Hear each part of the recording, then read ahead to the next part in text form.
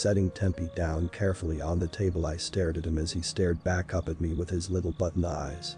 We stared at each other for an uncomfortable amount of seconds before Olivia finally came running back with her box of chalks and a couple candles from my room. "Thank you, sweetheart," I told her, taking her items and rewarding her with a forehead kiss. She smiled up at me and climbed into the chair next to me as I started drawing a circle around the template doll. It sprouted from a circle into a series of designs that, when I finally finished, covered the entire table around where Tempe was placed. "How is this supposed to let him talk to us, Mommy?" Olivia asked me, playing with a loose piece of chalk from her box. I sighed as I lit the candles and placed them in their designated spots. I wasn't sure that this would work at all. In fact, I was almost sure that it would cause more harm than good. But at this point, it was the only kind of lead that I had.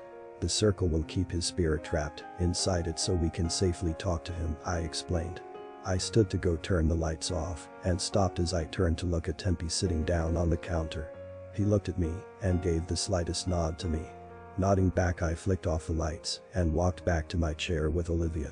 Taking her hand in my own, I looked at her and gave her another comforting smile.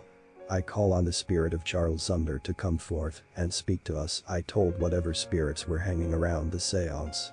I closed my eyes and gripped Olivia's hand as I waited for something to happen. And something did happen. I smelled burning. Opening my eyes quickly, I saw that the entire table was becoming engulfed in flames as the candles were suddenly shooting 3-foot flames into the ceiling. Flinching hard, I quickly grabbed Olivia and pulled her away from the table. Tempe sat still as the smoke and fire coalesced around him and soon obscured him completely. I nearly thought that something had gone wrong and that we had lost our only hope of saving Travis. But as suddenly as the fire had become uncontrollable, it immediately died down, and on the table was sitting a young man. His skin was tannish and his hair was black and messy. Looking at him, it seemed impossible for me to remember who he was. But imagining that those soft hazel eyes being replaced with buttons snapped me back to who this was. "Bonjour."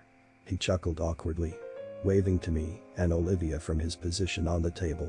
He sat there with his legs crossed and a soft smile on his face. I and Olivia looked at each other in shock, but slowly we approached the table together. "Charles Sumner?" I asked him. He let out another awkward chuckle and rubbed his head with his hand, seemingly tugging at the back of his hair. "It certainly has been a while since anyone has called me by my real name," he said with a look of both happiness and a little sadness as well.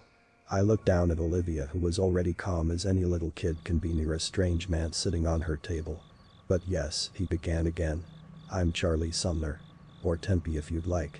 He smiled, his teeth nice and white, and that smile alone calming me down. "So, you really are the real Charles?" I asked him, picking up my knocked over a chair and sitting down in it, far enough away from him to be safe if he tried anything funny. Charles shrugged and looked around the room for a second. "I wouldn't say that King Creel is the fake Charles Sumner either," he corrected me, sighing as he sat with his knees pulled up to his chin, resting his head on his knees. "I guess you can call us the sides of a coin," he explained. "Like Dr. Jelly and Mr. Hyde." Olivia spoke up, raising her little hand up to draw our attention to her. We both looked down at her and offered her a little snicker. "Dr. Jekyll and Mr. Hyde, sweetie," I told her, seemingly blowing her mind that she had been saying it wrong this entire time. Charles joined me in a little chuckle, but he shook his head after a little bit. "It isn't like that exactly. It's more like this." He suddenly shifted to more comfortable and began to explain it to the best of his ability. "After I was murdered and brought back, I wasn't instantly King Creel. I was still Charles Sumner. But learning what Mary did to me caused me to lash out and do what I did to her and her accomplices," he explained, looking at the two of us to see if we were still following along. "Well, I kept all that anger and rage built up inside of me. I didn't have anyone to talk to except my mama, and I didn't expect her to understand how I felt, being brought back to life and having killed and cursed so many people. And one day I guess all that built up anger and rage split into a completely different creature." He sighed, his breath shaky as he put his face into his hands. "King Creel. I finished for him. So how can we stop him? We've tried everything to beat him." I asked him, to which he responded with a shrug, sending my stomach to the floor. "I don't know. His spirit is resilient. You saw the other Travis's soul. Those kinds of souls seem to have endless energy inside them. They just refuse to give up. He sighed, looking around the kitchen and taking in his surroundings. Everything's a lot smaller when you aren't a doll. He chuckled. What about Baron Samedi? He offered to help if we got Travis's souls to him. Charles scoffed at that. What he'll probably do is take the souls with him. Probably the first of Creel's new tribute to him.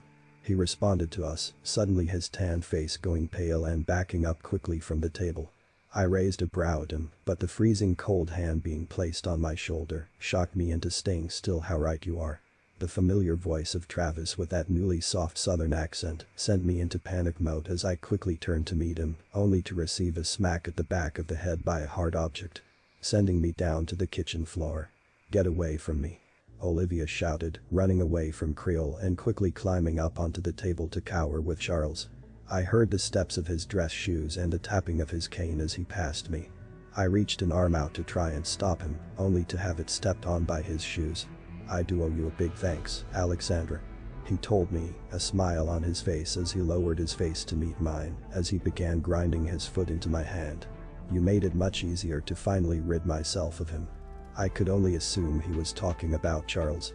I swear to God I'll fucking rip your head off if you touch Olivia. I snarled at him, letting out a restrained grunt as he pressed even more weight onto my hand. The sickening crunch that came afterward caused me to let out an agonized scream.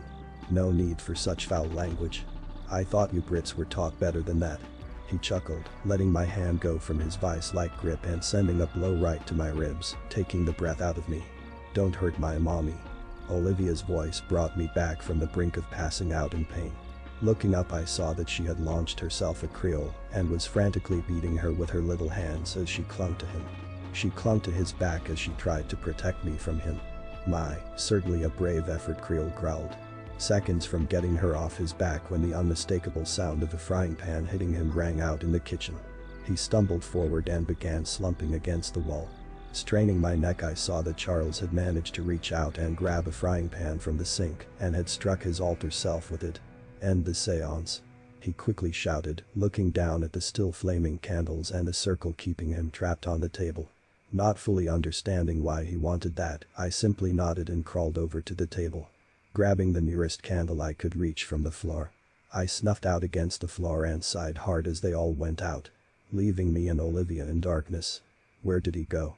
Olivia's scared voice asked me as she quickly came running over to me and helped me get up to my knees. I looked around our darkened kitchen, still expecting to see Creel against the wall. But to my surprise, he wasn't anywhere to be seen. Looking at the table, I saw that Tempe was still sitting on his spot on the kitchen table. He must have been called here by the seance. It is a part of his soul after all.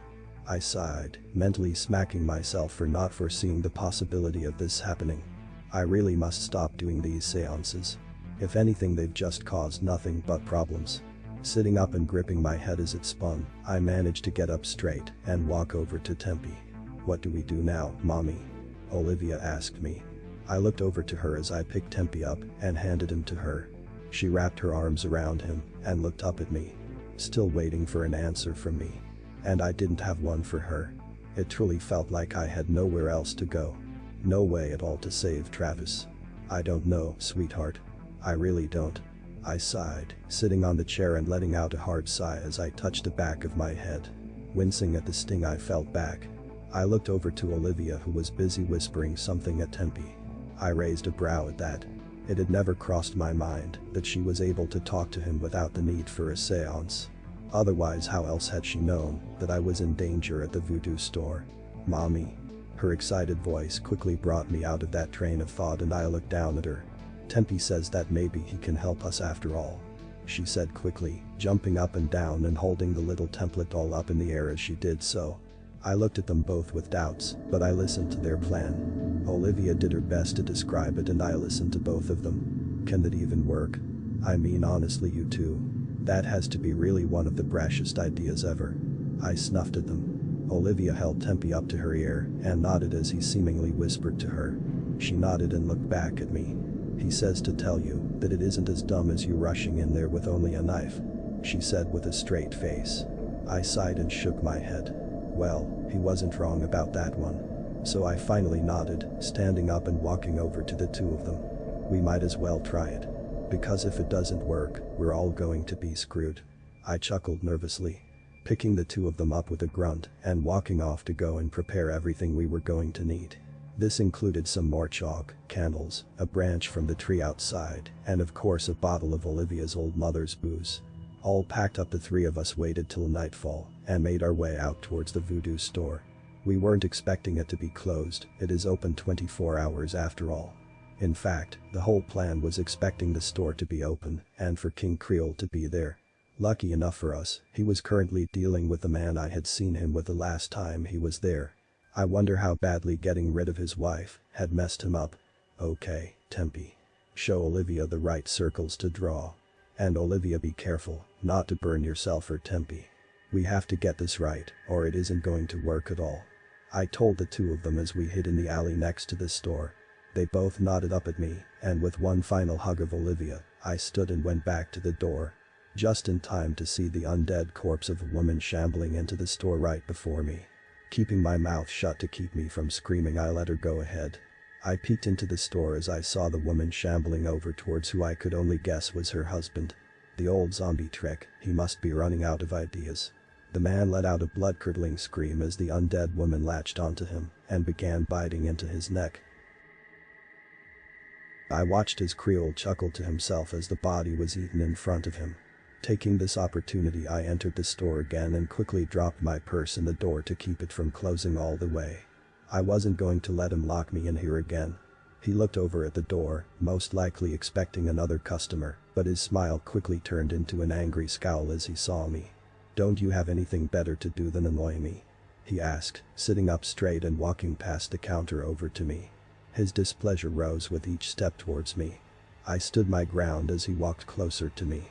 "If you give me Travis back, this could all be over," I told me, puffing out my chest to meet his gaze as he finally stood mere inches from me. He chuckled at me and raised a brow at me. I can still never shake the horror of seeing Creel's mannerisms coming from Travis's body. It hurts my heart terribly to see it. "You know I can't do that. And ain't nothing going to convince me neither." He smiled at me, reaching his hand out and calmly grabbing me by the throat. I took the chance to inhale deeply and store as much air in my lungs as I could before he began to put pressure onto my windpipe. I stared at him with as much hatred as he stared back at me. And then I made a smile at him. "Gotcha." I coughed out at him. He raised a brow at me before he was tackled from behind by the undead woman, sending the both of us forward and, thanks to the ajar door, stumbling forward into the street. His grip loosened on me and quickly crawled away from him and the woman. "You rotting whore," he snarled, grabbing the woman by her hair and jamming his fingers into her eye. Her whole body soon began to disintegrate and disappear into the night in a cloud of ash. He turned to look at me just as I placed the last candle down on the floor. He stared at the symbol on the floor and then at the candles, and he quickly began crawling to try and blow one of them out. "Hold," I shouted at the floor. The chalk symbols glowing and Creel's hand stopping inches away from the candle. He looked around like the trapped rodent he was, smashing against a seemingly invisible box around him and clawing at it for some sort of escape. "You sneaky bitch," he snarled, standing up and looking at me and then Olivia, who quickly ran to my side with Tempe in tow. "You realize this can't hold me very long, correct?" He snuffed at me. I nodded to him, picking up Olivia and walking around the circle towards the Voodoo store entrance. "But it will hold you long enough to save Travis," I said with a raised head, as I and Olivia returned one last time to the half-priced Voodoo store.